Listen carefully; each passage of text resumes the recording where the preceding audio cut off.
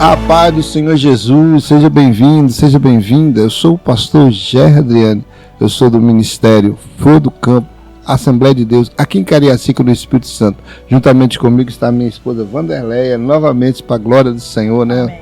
Na última lição não pôde estar aqui, porque estava um pouco enferma. Glória a Deus, já está aqui. A paz do seu irmão, Vanderleia. A paz do seu irmão, Gerry. Nós estamos com a incumbência maravilhosa de continuar esse quarto trimestre, né? Nós estamos na segunda lição de número 2. O título da lição é O Corpo, a maravilhosa obra da criação de Deus. A lição vai ser ministrada no próximo dia 12 de outubro de 2025. Ela tem um texto áureo que diz assim: eu te louvarei, porque de um modo terrível e tão maravilhoso fui formado. Maravilhosas são as tuas obras, e a minha alma o sabe muito bem. Salmo 139, versículo 14. A ciência busca desvendar os mistérios do corpo humano, é verdade prática. Mas o crente descansa em saber que a obra da poderosa e perfeita é a obra da poderosa e perfeita mão de Deus. Amém? Antes de iniciarmos nosso comentário, eu quero pedir à irmã Vanderleia para que ore o Senhor por nós. Amém. Vamos orar? Amém. Mais uma vez, né, estamos aqui na primeira lição, não pude estar, estava enfermo. Mas Deus, né, aprove que está aqui hoje. E vamos orar, né, e confiar nesse Deus maravilhoso que nos deu mais essa oportunidade. Amantíssimo Deus, Senhor nosso Deus, mais uma vez, ó Pai, te damos graças, estamos aqui, te damos graças por tudo, te Senhor. Ô Papai querido, mais uma vez estamos aqui para falar da Tua palavra, Senhor. Tu és o Deus, ó Pai, onipotente e onisciente, Senhor. Hoje iremos falar de um assunto muito importante, Senhor. Em nome de Jesus. Pai, vamos falar do corpo, a alma e do espírito, falar sobre essas três vertentes. Pai, fica conosco, Papai querido. Nos ajude nessa noite, nesse dia, Senhor. Toma cada ouvinte. Papai, aqueles, ó Pai, que tem dúvida, que possa ser tirada, Senhor. Que nós possamos auxiliar esse irmão, ó Pai, a continuar caminhando, Senhor. Ó Papai querido, nos dê, Senhor, discernimento da Tua palavra. Que o Teu Espírito Santo venha estar conosco para nos instruir. Senhor, fica conosco. É o que nós te pedimos e confiamos em nome do Senhor Jesus Cristo. Amém. Amém. Nós temos a leitura bíblica em classe, que se encontra no Salmo de número 139, do verso 1 ao 4 e do verso 13 ao 18. Senhor, Tu me sondaste e me conheces. Tu conheces o meu assentar, o meu levantar. De longe entendes o meu pensamento. Cercas o meu andar e o meu deitar. E conheces todos os meus caminhos, sem que haja uma palavra na minha língua. Eis que o Senhor tudo conhece. Pois possuíste o meu interior e entreteceste-me no ventre de minha mãe. Eu te louvarei, porque de um modo terrível e tão maravilhoso fui formado. Maravilhosas são as tuas obras, e a minha alma o sabe muito bem. Os meus ossos não te foram encobertos, quando no oculto fui formado, e entretecido como nas profundezas da terra. Os teus olhos viram o meu corpo ainda informe, e no teu livro todas essas coisas foram escritas, os quais iam sendo dia a dia formadas, quando nem ainda uma delas havia. E quão preciosos são para mim os teus pensamentos. Quão grande é a soma deles, se o contasse, seria em maior número do que a areia. Quando acordo, ainda estou contigo. Amém? Nós temos 3 objetivos nessa lição. O primeiro é conduzir os alunos a reconhecerem que o corpo humano é uma criação maravilhosa de Deus, formada com propósito, sabedoria e amor. O segundo objetivo é conscientizar os alunos sobre a importância de glorificar a Deus como o corpo, evitando extremos como o desprezo do corpo e da sua idolatria.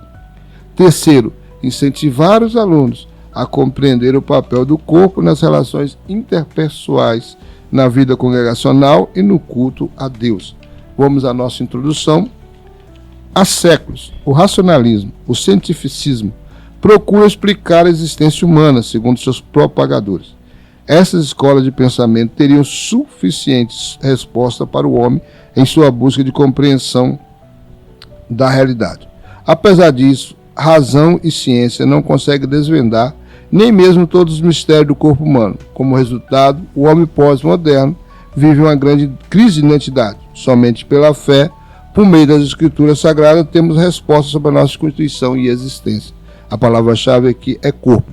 né? Racionalismo foi uma época, né, em que se valorizava muito o racional e diminuía aquilo que era espiritual, aquilo que não se podia tocar, aquilo que não se podia ver, aquilo que era invisível, né? Falar de Deus, falar de anjos, não era aceitável quando surgiu o racionalismo, porque eles acreditavam naquilo que eles tocavam, naquilo que poderia ser provado cientificamente, era o que eles queriam. O cientificismo também caminhava no mesmo caminho do racionalismo.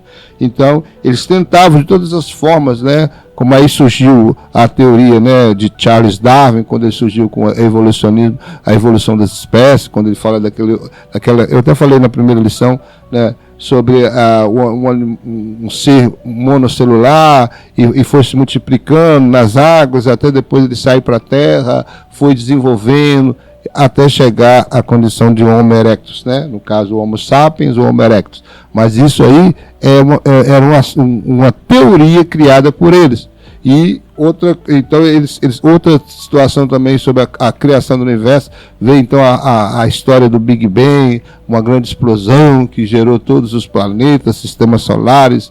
Isso aí, claro, irmãos, que não é provado também cientificamente, como também eles não aceitam aquilo que nós defendemos, que é a teoria do criacionismo, que Deus é que criou todas as coisas. Mas hoje nós vamos falar sobre o corpo, né? Todo o mistério do corpo humano. E é interessante que nós vamos, até a 4ª lição aproximadamente, irmão Vanderlei, nós vamos estar falando sobre o corpo. Eu lembro que na primeira lição eu avisei aqui os irmãos que nós estávamos com uma lição panorâmica, falando sobre o corpo e as suas partes, né? Espírito, alma e corpo.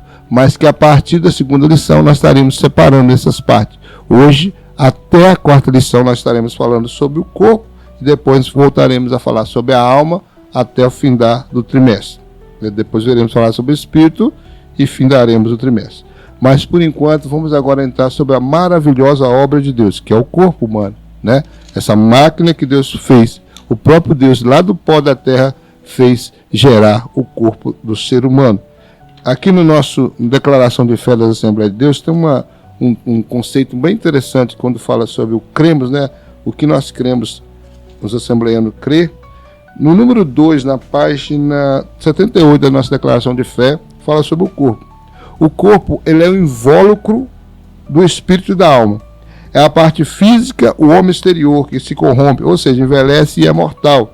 O homem é carne como criatura perecível, porque toda a carne é como erva. 1 Pedro 1:24. Rejeitamos a ideia de ser o corpo a prisão da alma e do espírito, ou de serem inerentemente mal ou insignificante, pois ele é templo do Espírito Santo e templo de Deus, uma vez que o Espírito Santo habita em nós.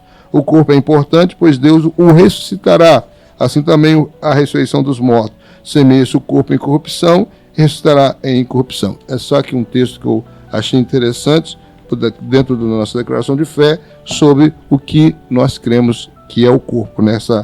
Esse invólucro, essa embalagem da alma e do espírito. Vamos ao nosso primeiro subtópico, sobre o primeiro tópico, maravilhosa obra de Deus. O primeiro subtópico falar sobre do pó da terra. Em sua sabedoria e infinito poder, Deus fez o corpo do homem, Adão, do pó da terra, Adamá, Gênesis 2:7. Uma estrutura magnífica composta, segundo estimativa, por cerca de 37 trilhões de células, tecidos, órgãos de sistema, cujo funcionamento desafia a mais moderna ciência. Como criador, valendo sua matéria-prima tão comum, fez uma obra tão extraordinária, complexa e completa. Esse mistério só pode ser entendido pela fé como tudo o mais que Deus criou no universo. É interessante, irmão, quando começa a falar que nós somos gerados do pó da terra. As coisas que nós vimos hoje na terra, tudo veio do nada, né? Do nada. Deus disse, haja e houve. Foi uma ordem dada por Deus. Ele que fez gerar todas as coisas.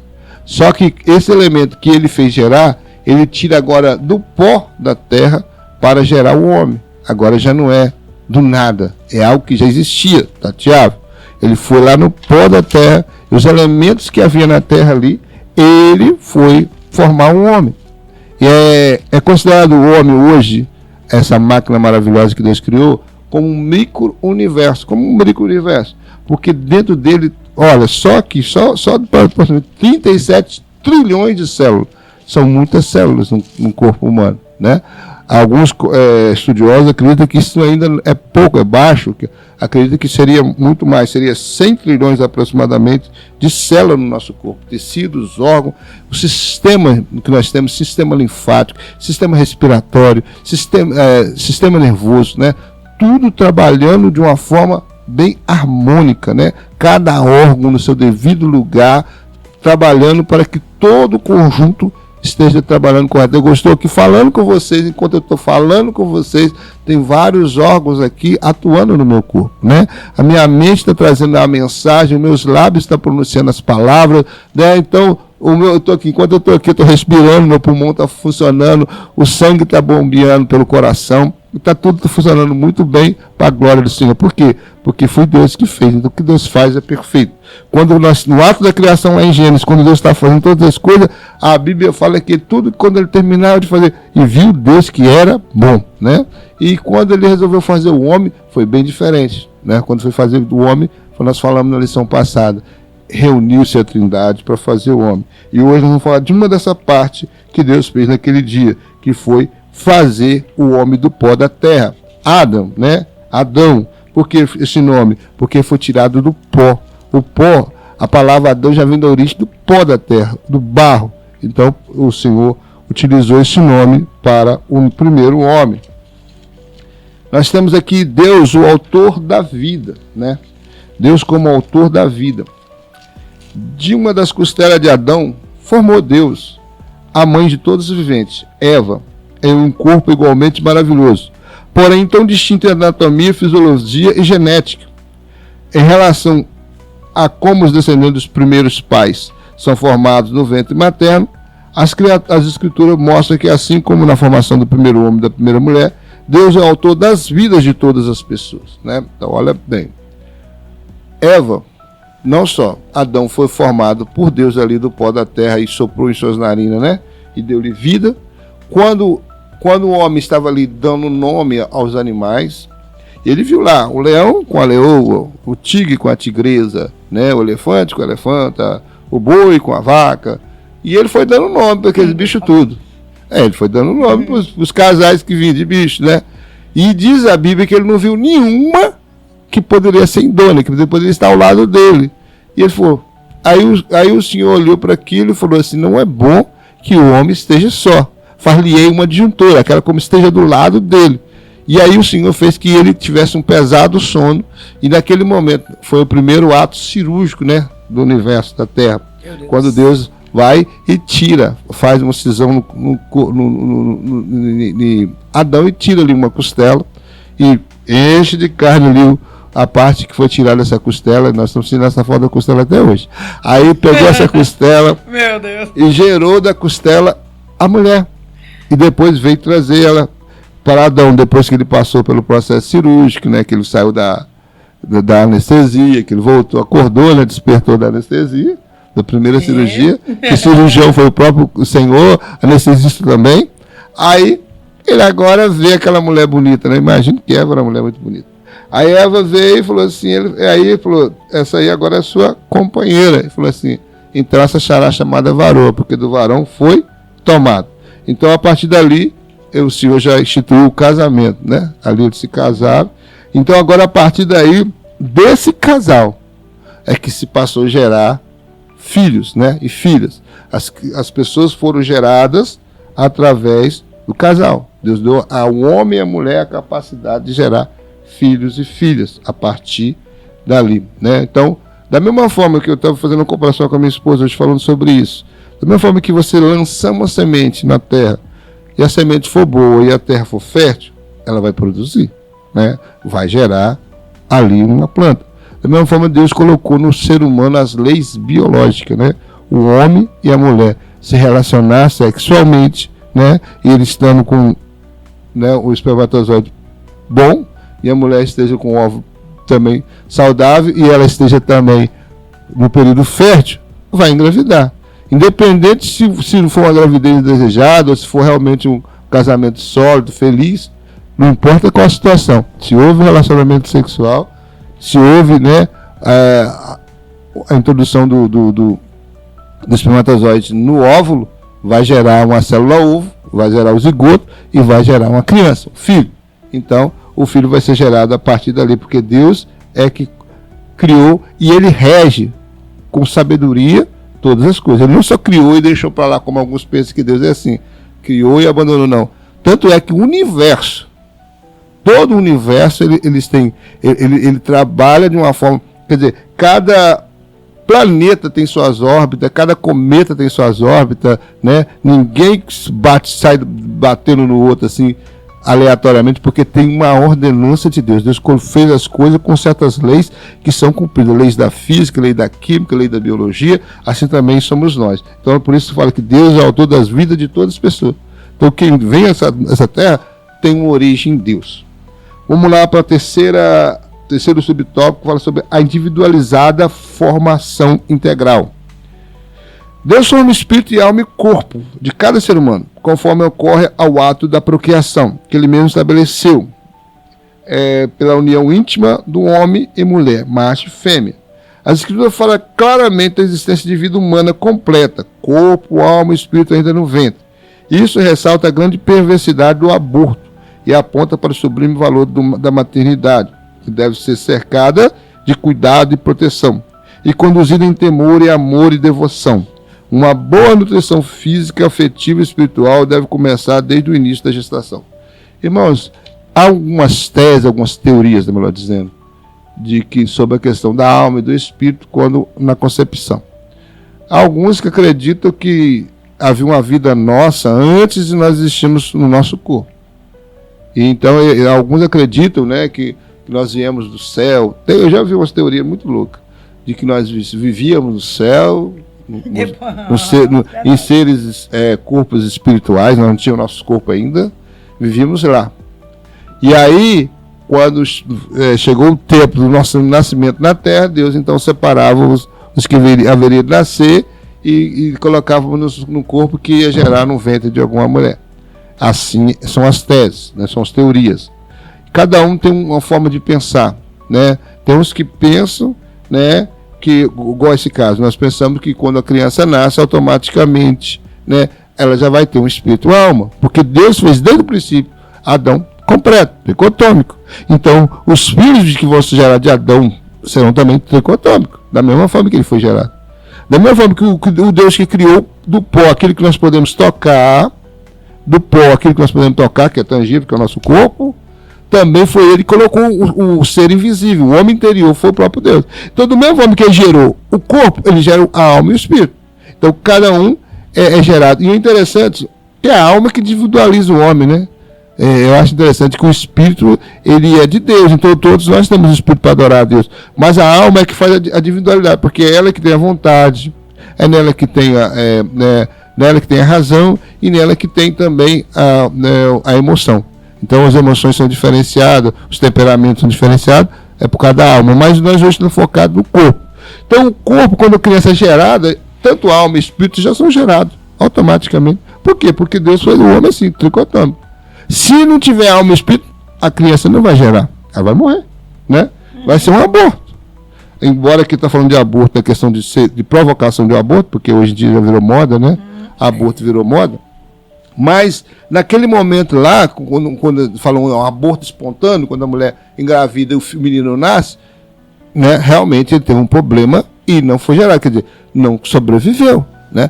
Mas se tem uma alma, um espírito e foi um desenvolvimento normal, vai cumprir os 9 meses, essa criança vai vir ao mundo, né? Então, realmente é individualizada a formação integral. Cada um tem sua formação independente. Nós sempre usamos uma forma alegórica de falar, né?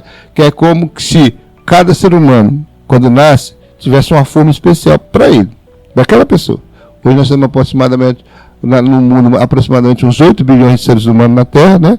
E cada um desses 8 bilhões de seres humanos na Terra, cada um tem sua forma diferente. Quando ele nasceu, é como se Deus pegasse aquela forma e quebrasse. Não vai nascer outro igual. Não vai nascer outra pessoa, né, com a mesma identidade daquela pessoa. Vai nascer, pode até ter pessoas sósias, né, que se fala muito parecidas, né, em cor de cabelo, em altura e tudo, parecendo até irmãos gêmeos, mas não, mesmo que sejam irmãos gêmeos, nascido no mesmo dia, do mesmo ventre, no mesmo óvulo, né? Porque aí tem que ser parecido, tem que ser no mesmo óvulo, aí. Então, quer dizer, mesmo nascendo bem idêntico, quando essas crianças começarem a desenvolver, você vai perceber que eles não são iguais. Eles são diferentes. Talvez um vai ser mais expansivo, mais alegre, mais conversador, outro vai ser mais reticente, mais quietinho, mais tímido. Não é igual, não adianta. Às vezes os pais querem forçar para ser parecido, querer ser iguais, não são. Eles têm sempre uma independência de pensamento, porque isso prova que nós somos individuais, nós nascemos indivíduos, né? Então por isso que é necessário saber que essa criança, quando ela nasce, ela precisa de uma boa nutrição física, afetiva e espiritual. Falamos isso na lição passada sobre a questão como Deus preparou a terra, né, para receber o homem. Ele fez como uma mulher que está para dar à luz, né, como um casal que está aguardando um filho, como eles preparam um ambiente para essa criança, um quarto bem confortável, bem arejado, uma alimentação para essa criança, um conforto, roupas confortáveis para essa criança, para que ela cresça saudável, né? E bem desenvolvida, bem feliz, bem alegre.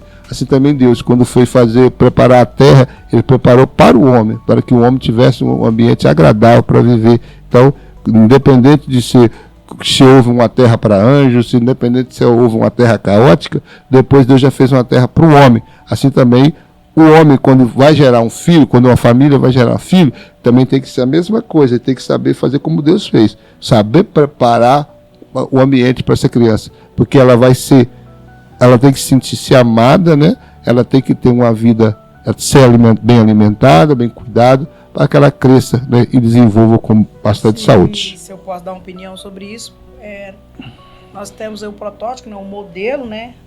Todos nós temos o DNA de Adão, né, e Eva, mas eu, na minha opinião, eu acho assim, o que eu penso, a Bíblia não está relatando assim, mas eu acho assim, que cada filho que Eva tinha, ou cada em 10 ali que ela tinha, nascia, né, cada um, porque a grande confusão, às vezes as pessoas dizem que a cobra não era a cobra, que Eva... Nem vem para essa questão. Enfim... Mas eu acho assim que cada filho, porque Deus criou o modelo de todos os seres humanos.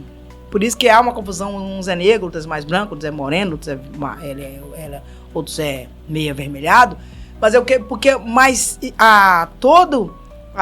o modelo, toda a forma estava inserida no DNA, né, de Adão e a Eva. Então, cada filho, eu creio, né, nascia assim, né, um diferente do outro. Mas, porque dentro ali do DNA dos dois, né? É cromossomo que eu acho que fala, né? Estava toda a forma e a geração daqueles filhos, né? Então, por isso que até são indivíduos diferentes, como mais são únicos, né? Mas todos têm o DNA, né? Do primeiro casal. É uma coisa muito interessante. E falando sobre a geração, quando nós engravidamos, é muito importante, irmãos, porque eu vou passar rápido, alguns feministas, alguns médicos, né, algumas teorias aí, crê que não, que fala que não, que o aborto é válido, que pode, que aquilo ali o meu corpo, tem até um ditado, meu corpo, minhas regras. Mas nós devemos saber que a gravidez não é a extensão do nosso corpo. Não é um braço, né, irmão Gerson? Não é uma perna, não. Ele é um ser, ele é um ser indivíduo, como eu sou, né? Que está gerando, que Deus me fez, né? Com toda a possibilidade de gerar. E que esse ser já tem seu sentimento. E nós temos um grande exemplo quando falamos sobre Esaú e Jacó. Uhum. Você vê que eles estavam ali, né? Eles pelo que eu entendi, eles eram em bolsa... separadas, eles não eram diferentes. Gêmeos fraternos. Diferente do outro. Bivitelino. Isso, bivitelino não estava junto. E a Bíblia diz que só o Senhor para explicar isso, que ali ele já contendia entre... Porque Jacó já brigava ali, né? Para nascer. Primeiro. E a Bíblia diz que ele nasceu, ninguém entende isso, agarrado no calcanhar do seu irmão. Então, o feto... né, que é chamado, Deus, na minha opinião, Deus no momento, opinião também dos próprios cientistas, Deus do momento que que o espermatozoide se encontra com o óvulo, ali a junção é como se fosse o negativo com o positivo do fio, né? Quando dá aquela junção, ali o homem já é tricotômico. Ele já tem Deus, ele já tem corpo e alma e espírito em formação, forma tudo junto. Então, quando o espermatozoide está fora, né? E quando o óvulo não foi fecundado, ok, né? Ali é o DNA, mas não tem formação. Quando os dois se encontram, ali já forma ali o corpo e a alma e o espírito já em formação, forma, na minha opinião, tudo junto. Segundo tópico. Vamos para o segundo tópico, que diz assim: o corpo é a glória de Deus. Devido o divino tecelão. Em a linguagem poética, Davi descreve a ação divina na formação do corpo humano, no ventre materno, apresentando Deus como o tecelão, que está em Salmos 139, 13 e 15, que está na nossa lição. A Bíblia, na versão tradução brasileira, TB, usa a expressão primorosamente tecido, objetivado, ação divina, descrita nos versículos 13 e 15. Embora a Bíblia não depende de confirmação, é relevante considerar que a ciência reconhece a formação do órgão e o sistema do corpo humano, exatamente nos tecidos formados pelas células presentes no embrião. Então aqui já fala que a própria ciência, né, reconhece que os tecidos formados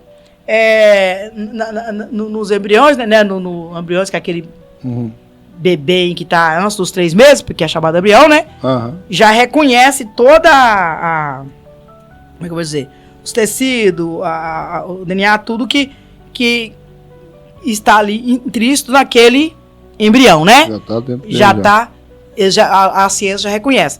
E também a ciência também reconhece que tudo encontrado na Terra, né, no planeta Terra, né, na Terra, se encontra também na nossa matéria. Porque nós somos formados do pó da terra. Porque a Bíblia diz que o Senhor, ele pegou ali o barro, né, pelo que a gente entende, a gente começa assim, e ele formou, né, e tirou da matéria da terra e fez ali o homem, né, formou. Agora, como meu marido bem disse, agora a mulher também tem, né, também é formada fora da terra, mas ela é um pouco melhorada, né, irmão? Porque ela foi tirada do osso do varão, né? Quer dizer, Deus agora pega o osso e forma a mulher. Por isso nós somos mais bonitos, só lamento pra você. Porque a mulher, ela é um pouco mais completa, porque a mulher... mais complexa também, né? Ela tem vários... Para gerar filho... porque ela traz em si uma proteção da geração. Ela carrega, apesar da semente vir do homem, né? Mas a mulher é que carrega e cuida dessa semente. É como se você traz a semente para a terra, né? O homem lança, né, na mulher, e a mulher, ela dá o crescimento dessa semente. Então Deus fez a mulher com os compartimentos bem complexos para a proteção da evolução, né, da espécie. No livro de apoio fala alguns elementos químicos que o homem tem, né, tirado do pó: oxigênio, magnésio, potássio, fosfato, sódio, dióxido de carbono e etc. São muitos tirados, provando que ele é realmente da terra. Amém, Jesus. Davi diz no Salmo 139, no versículo 13, o salmista diz: pois possuíste o meu interior, intercedeste-me no ventre de minha mãe. Eu te louvarei, porque de um modo terrível, tão maravilhoso, fui formado. Maravilhosas são as tuas obras, e a minha alma o sabe muito bem. No versículo 15 diz: os meus ossos não te foram escondidos, quando no oculto foi formado, entristecido como nas profundezas da terra. Os teus olhos viram o meu corpo ainda informe. Eu teu livro, todas essas coisas foram escritas, as quais iam sendo dia a dia formado, quando nem ainda uma delas havia. Deus, o divino tecelão, Aqui, Davi descreve o Senhor como, né? Como um tecelão, uma forma poética de dizer. Eu não sei, irmão Gerson, se você já viu, né? O tear, mas quando eu era bem jovem, eu tinha assim, uns 10 para 12 anos, uns 10 para 11 anos, havia uma senhora lá na cidade de Minas Gerais, em Molevade, onde eu morava, e essa mulher tinha uma peça dessa de fazer, de tecer. E quando aqui ele fala, o tear, que é chamado, ele é um negócio muito difícil. Hoje é claro que nós temos ali tecnologia, temos tear, né, tem outros modos, mas o tear ou a forma, que é a forja, roda, que eu esqueci o nome, eles pegam o algodão ou qualquer outro tipo de produto e ali ele vai tecendo. É um trabalho artesanal muito intenso, muito difícil. Eu era muito jovem, mas eu lembro que eu ficava sentada vendo aquela senhora e ela dizia para mim, ela já era bem velhinha, e ela dizia para mim assim, eu vou morrer e não tem ninguém que faça, meus filhos não quis continuar o trabalho, porque é um trabalho muito árduo. O tear tem que estar sempre, assim, como é que eu vou dizer? Eles têm que estar sempre alinhados. E ali exige-se muita força do tear antigo. Existe muita força nos braços. Do tecelão? Existe muita força do tecelão. Mas ali eles fazem vários tipos de tecido, irmão velho. Aquela linha tão fininha vai se entrelaçando. Ela vai entrelaçando assim na outra e ela vai se tornando com várias ida e vinda, várias voltas naquele tear. Tem uma peça que você vai para frente, vai para trás, vai para frente, vai para trás, como se fosse um remo, é um ritmo de um remo, né, daquele negócio de remo, e ali dói muito os braços. Eu lembro que eu era muito jovem, mas ela deixou um dia eu pegar, eu não entendi nada, não entendia muito, ela deixou eu pegar, mas eu lembro que era um negócio difícil, não é fácil, e exige-se paciência, é um trabalho muito complexo, mas quando é feito, o trabalho fica assim, muito lindo. E Davi compara Deus como um tecelão. O tecelão trabalha com o tear, transformando os seus tecidos com muito lindo. Então, o tecelão é responsável por controlar a complexidade, o processo de entrelaçamento, ele ali que coordena, dos fios, garantindo a qualidade e a autoprodução da beleza dos vários tipos de tecido. Então, o tecelão ele faz vários tipos, várias formas. Deus fazendo com a gente. Tecido. Assim, nós comparamos esse trabalho com o nosso Deus. Deus, ele é comparado aqui com o tecelão, e ele vai da sua forma, sem correria, com todo o amor, trabalhando em formar o homem, irmão Gé. Mas irmã Léia, ele já fez, haja. Sim, irmão, mas Deus continua trabalhando. A palavra diz que o Senhor trabalha até hoje. Porque o Senhor, nós, apesar de nós somos formados dali do projeto, né, as suas leis biológicas. Né? Sim, né? Mas acontece, o primeiro casal, né? Teve do primeiro casal, todos nascem ali, né? Mas acontece, irmãos, que o Senhor trabalha com nós até hoje, porque como? Nós estamos nesse corpo, né? E desse corpo, o Senhor cuida de cada um de nós aqui. E a Bíblia fala que nós receberemos outro corpo, né? Então o Senhor está sempre em cuidado de nós. Uhum. Deus, agora eu vou falar um pouco da formação do corpo humano para você entender como a complexidade desse corpo humano. Foi constituído de 260 tecidos organizados. Esse corpo foi constituído de 260 tecidos organizados. No esqueleto, nos ossos, possui 206 ossos de veias e artérias, 10 bilhões de vasos capilares, 100 trilhões de células. Somente o cérebro tem 1 trilhão de células nervosas. Imagine, irmãos, a criatividade e a habilidade das mãos divinas. Irmãos, o cérebro ele tem... Olha só, e a palavra do Senhor diz, gostaria de que os irmãos conferissem comigo, em Mateus, capítulo 10, versículo, acho que 9, que diz assim, meu Deus, entretanto, que fala ainda em forma, irmão, já perdi aqui, 10, versículo 1. Confere pra mim, irmão, já. 10. Você marcou mesmo? Eu marquei e perdi. É 30. É 9, versículo 30, que diz assim, ó. É 9:30? 9:30, que diz assim, ó. 9:30, que diz assim. E os olhos se eles abriram. Não é que não. Meu Deus, perdi, irmãos. Mas você marcou aí direitinho. 9, eu acho que é 9, versículo 30, mas eu perdi aqui. Você já perdeu. E esse versículo vai falar que Deus, ele conta todos o cabelo de nossa cabeça. Ele, como eu acabei de ler aqui, todos esses trilhões de células possuem os ossos e 10 trilhões de vasos capilares. Então, só na nossa cabeça há 10 trilhões de vasos capilares. Eu confundi, não sei se é Mateus 10, Mateus 9, que fala que o Senhor, ele conta todos os fios de cabelo da nossa cabeça. Está em Mateus, só que eu esqueci o versículo aqui. Olha, irmãos, olha os trilhões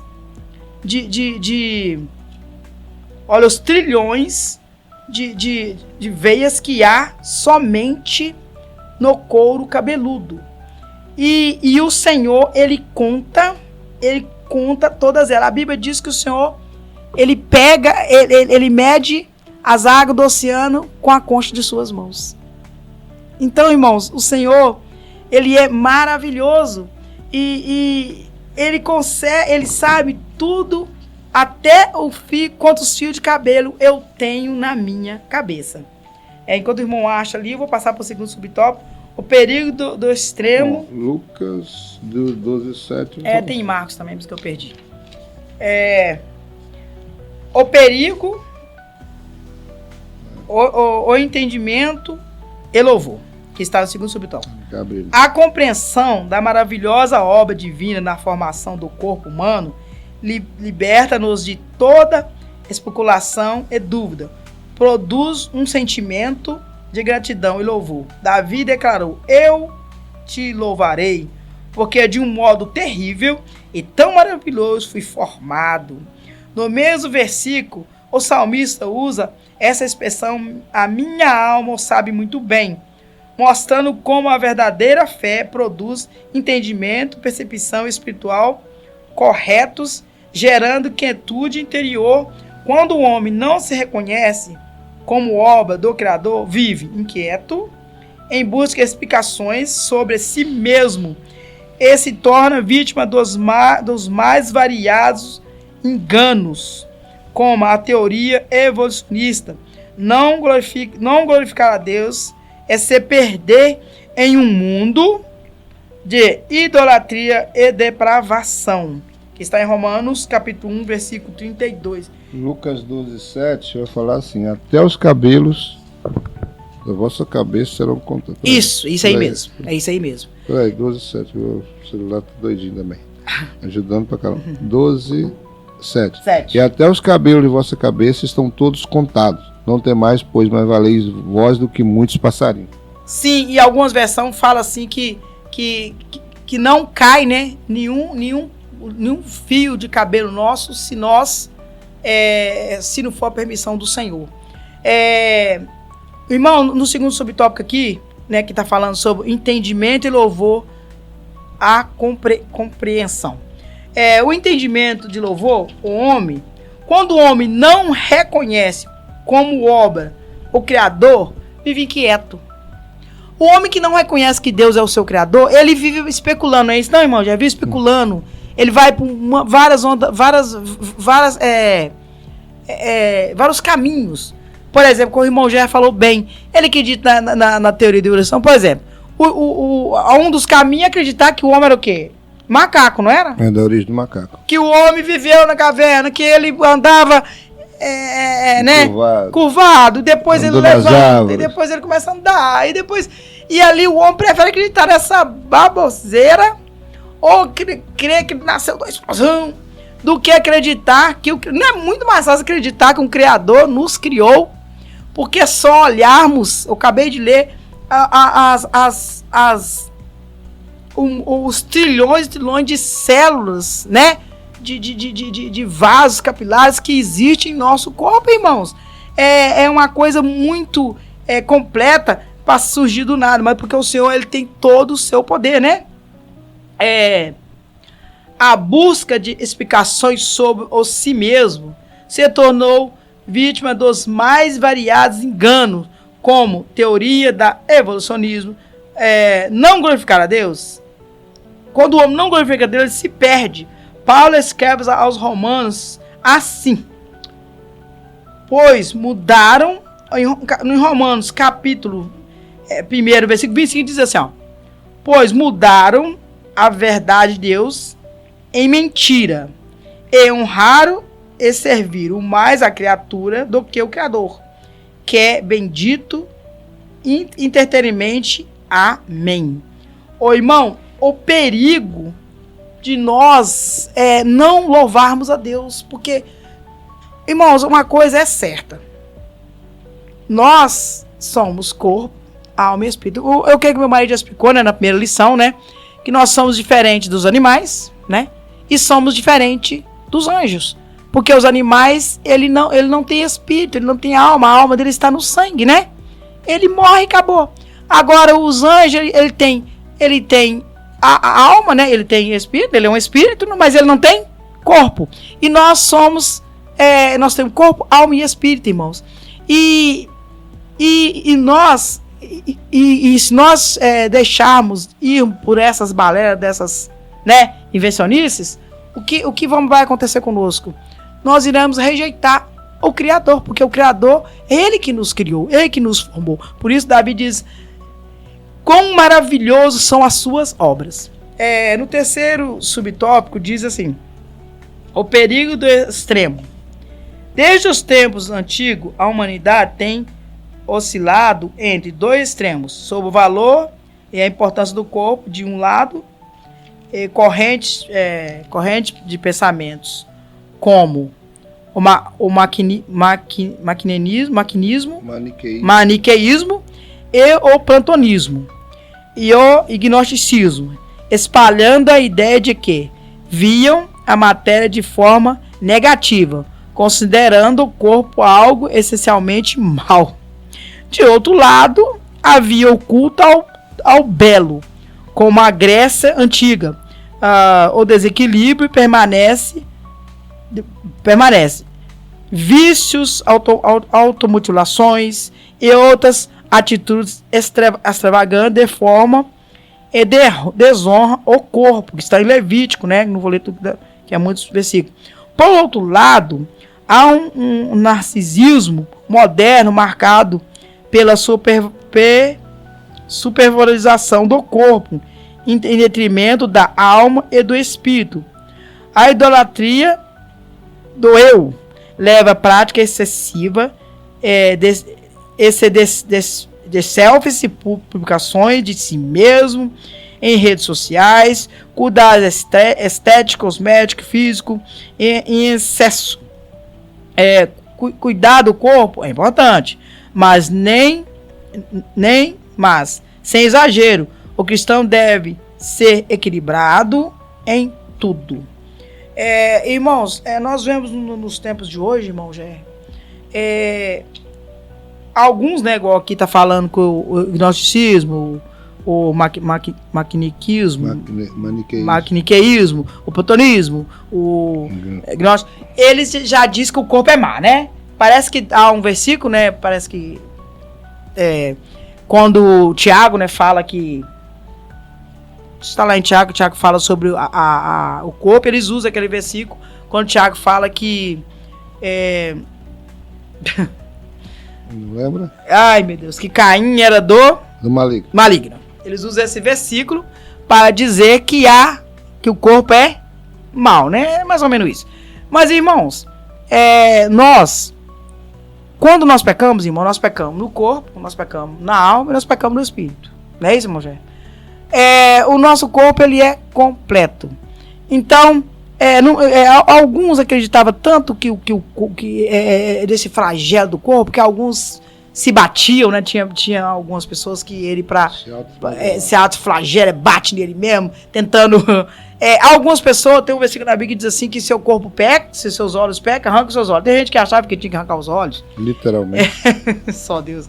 Irmãos, hoje, nós estamos, algumas pessoas, eles fazem, como é que eu vou dizer? Eles exageram pro outro lado.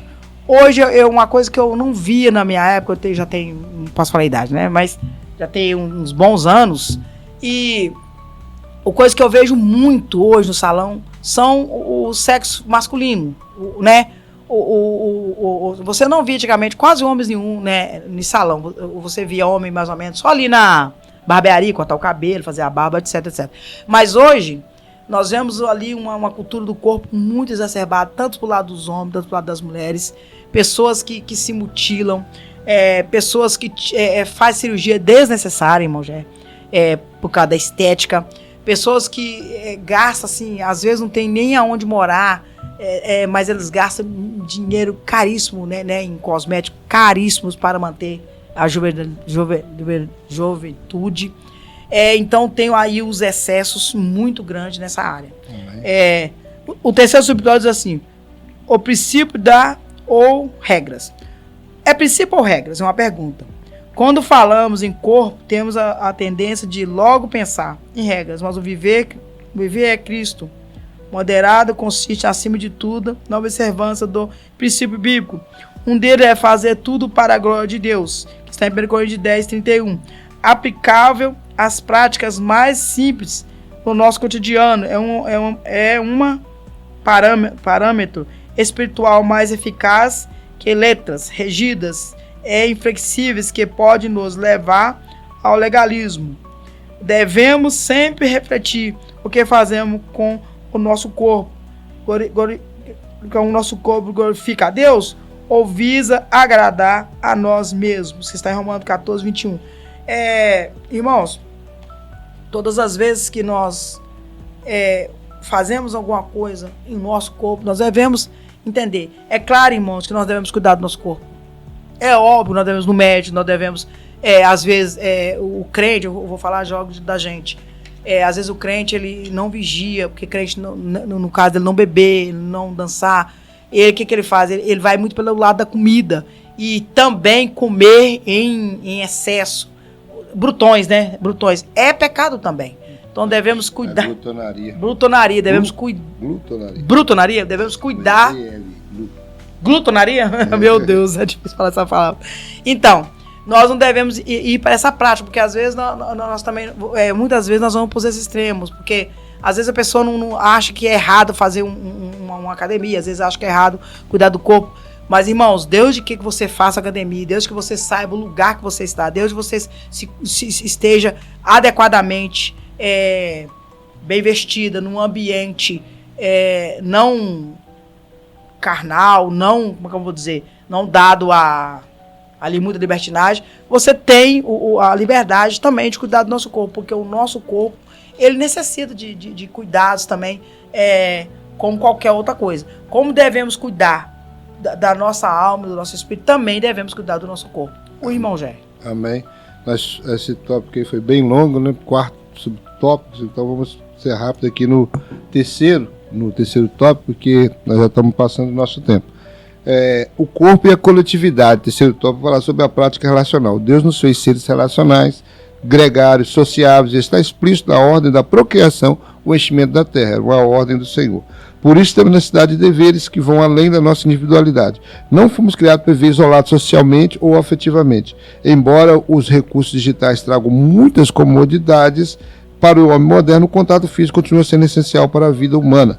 A troca de afetos por meio de expressões corporais não é substituída pela frieza da tecnologia. Tiago qualifica a verdadeira religião e a fé viva por práticas relacionais reais que exigem o envolvimento do corpo. Como está a nossa comunhão? Uma pergunta que se faz aqui. Porque, na verdade, como o homem não foi feito uma ilha deserta, ele não foi feito para viver de forma isolada, ele foi feito para viver de uma forma em comunidade, tanto é que você desenvolve por causa das proximidades das pessoas. Você sabia que uma criança só aprende a falar porque ela vive com outras pessoas que falam? Ela só aprende a andar porque ela vive com pessoas que andam? Ela vai crescendo, desenvolvendo, acompanhando o movimento do corpo de cada um. E é isso que acontece. Se você pegar um bebezinho e colocar ele num lugar isolado, sem pessoas por perto, primeiro ele não vai sobreviver porque precisa de alguém para alimentar ele. Ele não consegue se alimentar sozinho. E se tivesse alguma forma de alimentá-lo sem ninguém por perto, ele não ia conseguir falar, ele não ia conseguir andar, ou talvez imitaria qualquer outro tipo de bicho, né? Que tivesse próximo, que cuidasse dele. Do contrário, por certo, morreria. Por quê? O ser humano precisa, desde o seu nascedor, desde quando ele nasce, ele precisa de convívio. O primeiro convívio que uma criança tem é com a sua família, com seu pai, com a sua mãe, com seus irmãos, e ela vai desenvolvendo a partir do que ela vê, do que ela... Então não é correto de maneira alguma um homem viver à parte de qualquer sociedade, né? Ele está sempre envolvido. Ou está envolvido no trabalho, envolvido na escola, envolvido na família, envolvido na parentela, com a vizinhança. Ele tem sempre um grupo social que ele se reúne, né? As pessoas que gostam de clubes sociais vão para os seus clubes no final de semana, outros vão para as suas igrejas no final de semana, outros, né, ou durante a semana vai nos seus cultos semanais. Mas essa prática relacional é natural do ser humano. Não conseguimos viver assim, independente. E isso não vai acabar, irmãos, porque também a igreja vai ser arrebatada, nós vamos receber um corpo glorioso, mas no céu também nós viveremos em comunidade, não vai ter separação no céu. Lá, pelo contrário, aqui nós temos ainda separações de igreja, de placas de igreja. Lá não. Lá o relacionamento vai ser muito mais próximo, porque nós, além de sermos habitados pelo mesmo Espírito Santo, vamos estar no mesmo céu, e lá não vai ter placa nem divisões de igreja. Aí a pergunta é, como está a nossa comunhão, né? Nós temos que saber que a nossa comunhão é importante. O Senhor, ele olha desde o céu, Salmo 133, 13 e 15, e fala, está vendo todos os filhos dos homens e da sua morada, contempla todos os moradores da terra, ele é que forma o coração de todos eles, que contempla todas as suas obras. Então, quer dizer, Deus, além de nos contemplar lá do céu, né, da sua morada, como diz o salmista, ele é que forma o coração de todos nós. Ele que sabe como é que ele formou o meu coração, o coração da minha esposa, o seu coração. Então, ele está olhando para nós e vendo como é que está essa comunhão nossa. Então, será que é certo eu estar querendo viver de uma forma isolada do mundo, isolada da família, isolada da igreja, isolada do trabalho, isolada das pessoas que estão ao meu redor? Não, não é correto. Não é correto porque isso também não é bom para a sua saúde física e nem da saúde espiritual e nem da sua saúde psicológica. Você fica isolado, a sua mente precisa desenvolver. Sua mente, o relacionamento ajuda também no seu crescimento. As frustrações, sabia que as frustrações te ajudam? As frustrações nos ajudam. Porque hoje nós temos uma geração muito fraca. Nós vamos ter um alto índice de suicídio por causa disso. Porque as pessoas não conseguem viver essas frustrações, né? Elas não conseguem aceitar o não. Elas não conseguem ser limitadas, né? O pai hoje está difícil, o pai e a mãe conseguir colocar limite para os seus filhos. Fulano, até aqui não pode. Então, o que está acontecendo? Aí quando impõe um limite para eles, muitas vezes por causa da sua frustração, alguns acham que precisam tirar a sua própria vida. Então nós temos que, como está a nossa comunhão, nós temos que saber também que nós somos servos do Senhor, e como servo, esse corpo aqui tem que estar envolvido na obra do Senhor. O texto segundo subtópico fala sobre a prática congregacional, aí fala da igreja. O corpo é um elemento fundamental do culto divino. Não existe culto sem corpo, gente. As Escrituras nos advertem da necessidade da reunião coletiva da vida congregacional. Hebreus 10, 24, 25, né? Depois eu até abri aí, Hebreus 10, 24, 25, é muito importante ler isso aí. Mas olha só, muitos têm sido seduzidos e enganados pelos falsos discursos que criticam a igreja como instituição, sugerindo o cultivo de uma fé individual ou meramente virtual. Sejamos sábios e prudentes. O movimento dos desigrejados é antibíblico e altamente prejudicial à verdadeira vida cristã, né? A verdadeira vida cristã. Então, ele é prejudicial, porque a prática congregacional é necessária. Hebreus 10, vou ler aqui agora. Hebreus 10, 24 e 25. Está escrito assim. E consideremos uns aos outros, e consideremos-nos uns aos outros, para nos estimularmos a caridade e a boas obras, e não deixando a nossa congregação como é costume de alguns, antes admoestando uns aos outros, e tanto mais quanto vezes que se vai se aproximando aquele dia, né? A volta do Senhor. Então nós temos que estar preparados, porque isso, nós temos que vir em comunhão aqui, porque nós vamos comungar no céu. Então, eu não posso deixar o costume de estar na congregação como costume de algum, porque os desigrejados trabalham assim. E nós estamos vendo uma época de informática, de muita informação via internet, via celular, via tablet, via computadores. Então o que acontece? As pessoas estão se comunicando muito mais virtualmente do que pessoalmente. E isso está causando também um prejuízo muito grande, porque muitas vezes as pessoas estão preferindo assistir um culto via internet, né? Tem igreja que hoje colocam, né, todos os seus cultos lá no YouTube. Igual nós estamos vendo no YouTube aqui nossos vídeos, também coloca os cultos lá. Tem uma página, tem um canal da igreja. Aí o crente, hoje eu não vou não, pastor, estou muito doente, eu vejo aqui no YouTube. Um dia vai ser porque está doente, outro dia porque não está muito animado de ir mesmo, está cansado, chegou do serviço. Assista aqui, é a mesma coisa. Não é a mesma coisa, porque o Senhor nos chamou para sermos um em Cristo Jesus. Lá está a oração de Jesus no capítulo 17 de João, que sejamos um, como Cristo também é um em nós. Então, como nós vamos ser um? Como é que nós vamos estar unidos numa adoração se eu não vou para a igreja, você não vai para a igreja? Não há aquela união congregacional. Como é que vai ser isso? Então, e aí se nós somos também na onda dos desigrejados, isso, como diz o comentarista, é antibíblico, é contrário à palavra do Senhor. Você vê, nós acabamos de um trimestre sobre a igreja de Jerusalém. Olha a comunhão deles. Olha como eles eram assíduos no culto. Olha como eles tinham a preocupação de estar juntos em tudo, em comunhão, no partir do pão, na obra social, no batismo do Espírito Santo, no momento do poder, derramado poder, no momento do milagre, estava todo mundo junto para fazer a obra do Senhor. Quando Pedro foi preso, toda a igreja se uniu num propósito de quê? Orar para que Deus livrasse Pedro das mãos de Herodes. E Deus ouviu a oração da igreja e tirou Pedro. Fechando aqui a tecnologia e culto. O corpo precisa não apenas estar presente no templo, mas envolver-se diretamente com o culto. Tanto o Antigo quanto o Novo Testamento enfatizam o aspecto corporal intenso da adoração. Deus quer a expressão de todo o nosso corpo em louvor ao seu nome. Os recursos tecnológicos da atualidade, como drones, telões, celulares, tablets, são muito úteis, mas se usados sem moderação, podem distrair ou deixar inertes do culto. Até a educação secular já reconhece os prejuízos desse exagero tecnológico. Irmãos, nós estamos vivendo uma época dessa era digital terrível nos cultos. Nós estamos vendo as pessoas muito preocupadas em levantar seus celulares para ouvir, para gravar pregações, para gravar louvores, para gravar o momento do culto, e estão esquecendo do momento da adoração. Não estão conseguindo se focar naquilo que ele foi ali, com a intenção de adorar o Senhor. E acontece, aí às vezes você reclama, por que não está vendo milagres? Por que não está vendo batismo com o Espírito Santo? Por que não está vendo isso, não está vendo aquilo? É claro que se eu estou envolvido com um segundo assunto, que não é a minha adoração, eu estou preocupado muito mais em gravar para mandar para alguém. Algumas pessoas ainda usam o celular durante o culto para mandar mensagem no WhatsApp. Me faça favor, né, irmão? Como é que você vai estar ligado no culto? Eu aprendi, desde novo convertido, quando aceitei Jesus, que quando você inicia o seu culto na igreja, todo momento do culto é importante, porque Deus pode estar falando com você desde o princípio até o final do culto. Não é alguns ficam esperando o momento da mensagem. Não, Deus vai usar o profeta da noite, o pregador vai trazer e quer jogar tudo em cima do pregador. Não.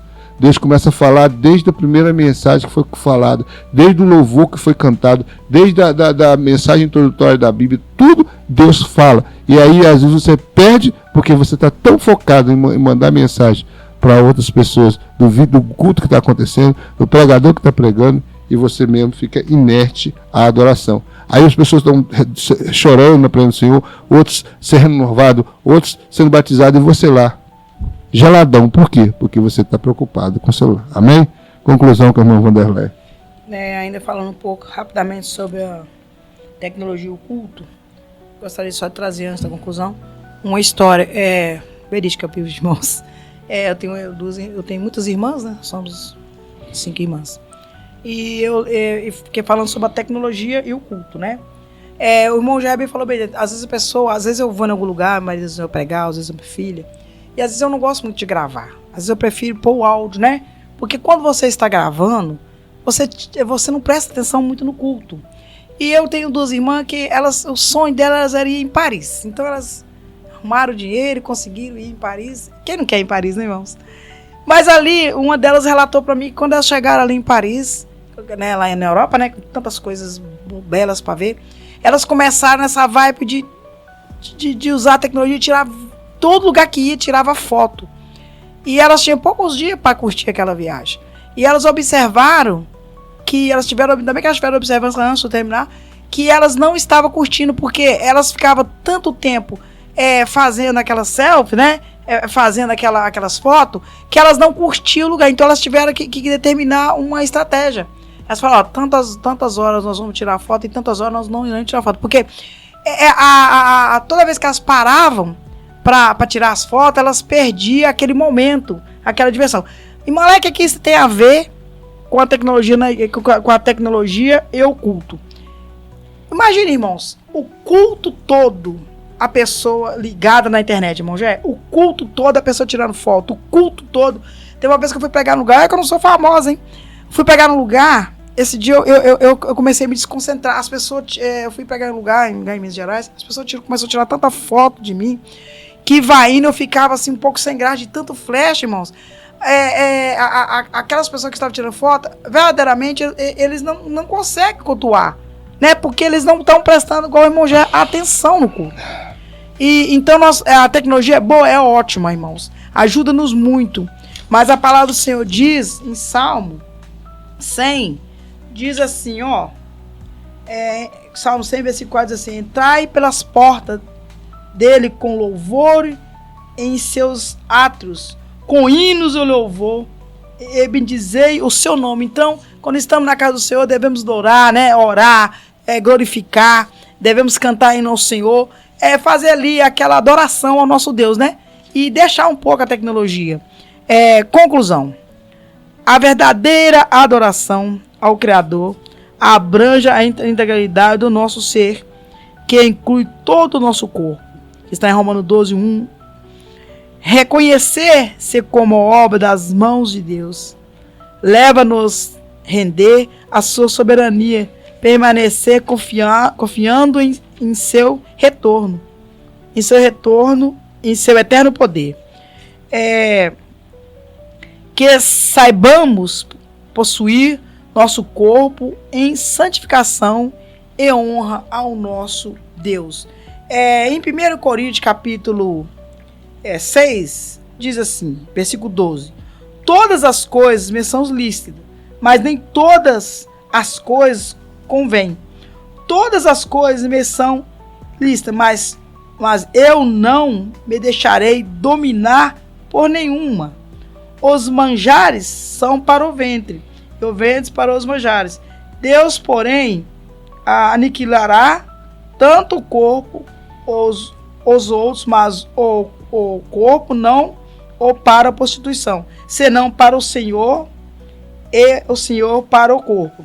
Ora, Deus, que também ressuscitou, o Senhor nos ressuscitou, e a nós pelo seu poder. Não sabeis vós que os vossos corpos são membros de Cristo? Tomai, pois, os membros do Cristo, e falo-ei membros de uma meretriz? Não, por certo. Irmãos, então o nosso corpo, nós temos que estar assim, adorando ao Senhor. Nós temos que estar, quando chegamos na casa do Senhor, irmã Léia, você é contra a tecnologia? Não, porque nós estamos aqui fazendo, né, esse trabalho aqui. Mas nós temos que entender que tudo é lícito, sim. Eu posso ficar o tempo todo na casa do Senhor brincando com o celular? Posso. Eu posso ficar o tempo todo negligenciando o culto? Posso. Mas isto é lícito? Eu conseguirei adorar o meu Senhor dessa forma? Não.